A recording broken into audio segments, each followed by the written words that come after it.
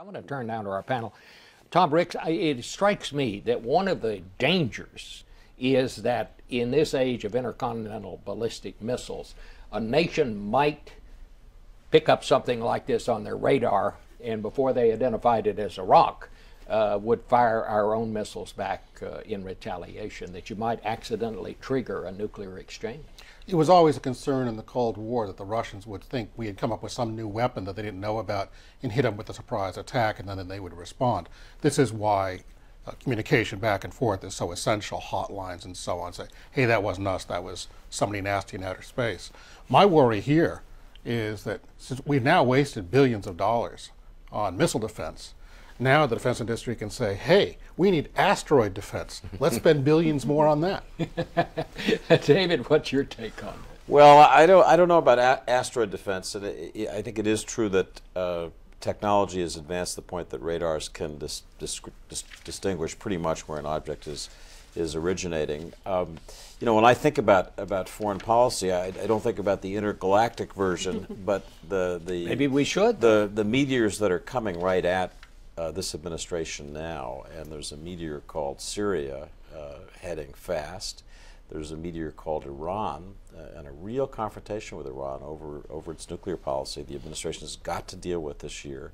And then there's the perennial issue of the Israeli-Palestinian problem, and we have the president having made an interesting decision to go to Israel and then to the West Bank and Jordan next month. It'll be his first trip to Israel as president. So in these three areas in particular, the foreign policy challenges of 2013 are obvious. And we can talk about what the administration is going to do, but as I say, these are coming at us, can't really stop them. Well, let's talk about that, Margaret. You're over at the State Department. You got a new secretary there. Is it different? Well, we were given Red Sox caps. That's different, certainly, with Secretary Kerry there. But no, I would say what David just highlighted in terms of confrontations to come, he's certainly right in highlighting those. I don't know that we'll get to confrontation other than this slow walk of diplomacy. That seems to be the focus, particularly on the issue of Syria. Senator Kerry had some ideas about what to do. Can Secretary Kerry actually implement them? He has said on this trip he's expected to make within the next few weeks that he will go to the region, that he will try to push, as he says, things that will change the calculus of Bashar al-Assad right now. But as a senior Arab diplomat told me just this week here in Washington, they think that the Syrian military remains very well armed and fiercely loyal to Bashar al-Assad. So the reality on the ground is going to dictate what is actually possible, but it seems like the focus is going to be trying to keep Syria together and trying to get a diplomatic deal done. Well, we learned last week during these various hearings on Capitol Hill that the president overruled all of his foreign policy advisors on helping Syria and giving more aid to Syria. Tom, how do you see this thing breaking down? I see Obama as being like President Eisenhower. This is a guy who is really determined to avoid foreign crises. Eisenhower came into office, gets us out of the Korean War, avoids getting into the ground in the Middle East during the Suez Crisis, shuns helping the Hungarian Revolution, despite a lot of calls in this country for that, and probably most importantly, rejects the advice of the Joint Chiefs when they want to use nuclear weapons in Vietnam in 1956 to support the French at Dien Bien Phu. I see Obama in very much that pattern. He has a whole string of foreign policy crises.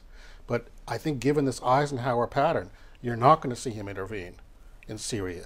You're going to see him get us out of Afghanistan and try to avoid foreign crises as much as possible or minimize them and only use ground forces as a very, very last resort. Let's talk about Afghanistan, David, because the president made it pretty clear. He said our war in Afghanistan is over. But that seems to me a little bit different than saying the war in Afghanistan is over. And in fact, I have had people say to me they sort of cringed when the president said that. They said, Tom Friedman, foreign affairs columnist of the New York Times, he said that was the one thing that made me cringe when he said that, because he said you just ought not ever say that because it just suggesting it gives al-Qaeda ideas. This is a president who in every recent speech has stressed, I am ending the wars that America has, and by implication, I don't want to start new ones. So Tom is right to say that he's approaching the question of Syria and any kind of serious American intervention there very, very skeptically. That said, Tom, I think there are new proposals before the administration for a more robust U.S. position, and I think he may sign off on them. On the question of Afghanistan, Bob, what I was struck by in his State of the Union speech was something a little different. He said that the United States is committed, after the withdrawal of our combat troops at the end of 2014, to 2 missions. And the 2 missions are counterterrorism and training the Afghan army. Those 2 missions almost by definition require a significant American presence. Is it 5,000? Is it 6,000? Is it 8,000?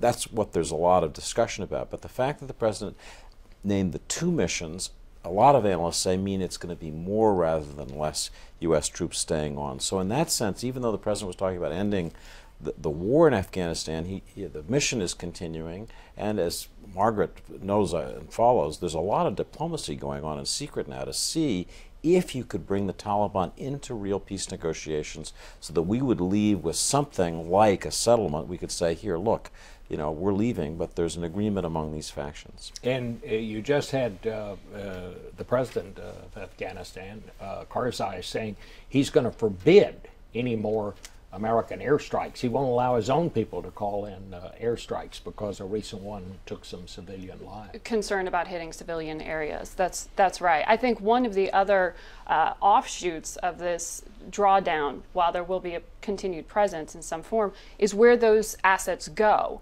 And the theory keeps getting floated that what leaves Afghanistan may go to the benefit of AFRICOM, to forces within Africa, because of this new threat that has come to the fore and really been highlighted in terms of AQIM, their presence in Libya, their presence in Algeria, as we saw with that hostage crisis that just happened. But what that means, it's certainly not boots on the ground. It's just assets being deployed. The president didn't have much to say about Iran or North Korea during his State of the Union. There is, as we said there, diplomacy behind closed doors on both fronts. Next week, you do have Iran coming back to the negotiating table. There will be talks with the world powers in Kazakhstan about those efforts to get Iran to be more revealing about its nuclear program. But I don't expect Iran to get what it's asking for, which is, for them to do anything, they want sanctions lifted. And the U.S. just last week put more sanctions on Iran. They've now started highlighting human rights abuses. Are these sanctions working? Well, there's a very interesting statement a day ago from the Supreme Leader, Ayatollah Khamenei, in which he said, don't keep this gun to her head. Don't try to force us to talk. It was like when a boxer gets punched and they go, I didn't get hurt. He'll sort of try to tell you didn't get hurt, even as you can see he got hurt. Well, I think that's the case with Iran. They're trying to say, no, it didn't touch us. But if you read as the White House reads the Ayatollah's words, they are a kind of political fencing. But what he's saying is, I know talks with the U.S. are coming, and here's the position I want to lay down. I think that's how it's being It does seem to make life harder in Iran for the Iranian people, these sanctions. But Tom, has it slowed down their nuclear program? They seem to be going straight ahead. Well, I think what slowed down the nuclear program was Stuxnet, this computer virus that was injected into them. I think it's interesting that the Iranian people seem to remain so pro-American, perhaps the most pro-American people in the Middle East, despite all this. Let me just ask, because I want to get in about Chuck Hagel. Is Chuck Hagel going to be confirmed as Secretary of Defense? And also John Brennan's still hanging out there. What do you guys think? If he is, I think he will be a very weakened Secretary of Defense. He has not given a good performance so far. My larger concern about the Obama administration is they've gone from national security professionals like Bob Gates or Jim Jones at the beginning of the administration to basically pals of the president, cronies from Senate, people who have never really run anything. So I'm not so worried by the policies as I am by the people. I'd guess that Tom is right, that he will be confirmed. This has become an extremely partisan debate, unusual for Secretary of Defense. He will be significantly weakened, especially in what he's going to need to do. You have a real battle shaping up now over how the pie is divided in terms of military spending. And Congress will play a big role in his ability to work with Congress, sadly, after this confirmation process is reduced. And Margaret, are we ever going to get the answer to what the president knew, what that night that those 4 Americans lost their lives in Benghazi? I mean, you heard Dennis McDonough say this morning, yes, guess he was engaged throughout the evening, but there seems to be no record of having talked to anyone. No record as in photos released or moments and statements like that. But it's not clear, and the debate that you hear within the administration is, well, what is it that we could deliver that would stop these questions?